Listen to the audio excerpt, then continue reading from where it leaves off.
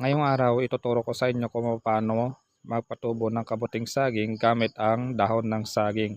Ang gagamitin natin dahon ng saging ay yung tuyo.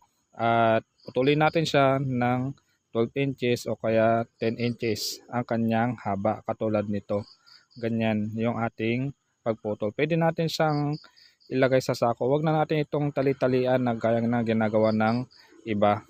At pagkatapos natin siyang maputol-putol ay bababad natin siya ng 4 na oras pag tag-ulan at taglamig. Pag summer naman ay pwede natin siya ibabad ng 6 na oras. Kaya na ito. Ito ay nibabad ko na ng 4 na oras at hinango ko na siya sa tubig na ating pinagbabaran. At pagkatapos, prepare natin ang dahon ng malunggay at yan na rin yung binhi natin gagamitin. At naglagay na rin tayo ng sako sa lupa para sa ganun ay maiwasan ang pagkaanay ng ating substrate na gagamitin katulad ng dahon ng saging.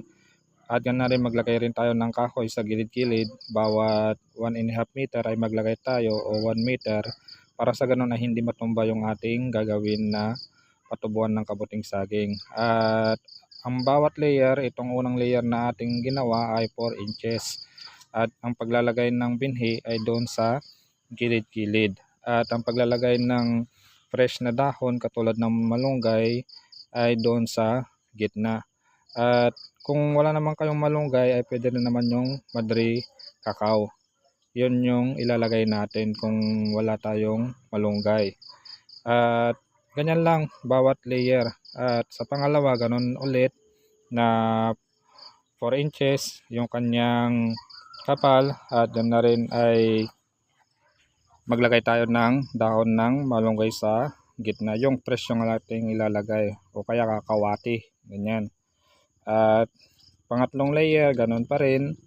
Ilalagay natin yung binhi sa gilid-gilid.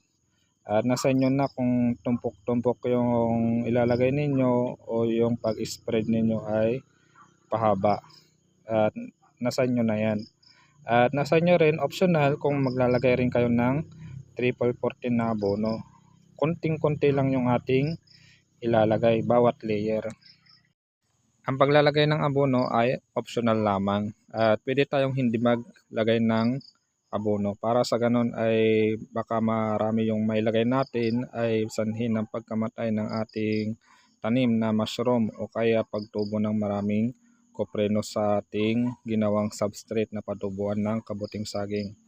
Ganyan lang yung ating gagawin tapos atin siyang ayusin para sa ganun ay maganda yung kanyang pagkakagawa. So ang paglalagay ng mga kahoy ay sa gilid-gilid, bawat 1 metro ay maglagay tayo ng kahoy para sa ganun maiwasan ang pagtumba ng ating substrate.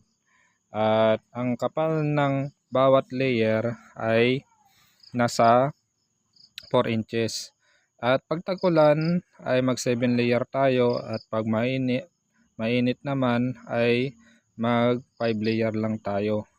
Pagkatapos natin siya magawa ay lagyan natin siya ng plastic na mahaba. Kung wala naman plastic na mahaba, yung kahit na dugto-dugtong, basahin nyo muna yung plastic bago nyo pagtulugtungin para sa ganun ay magdugtong siya. At pagkatapos ng 7 days ay magpapasingaw tayo katulad ng ating ginagawa sa ating video ngayon.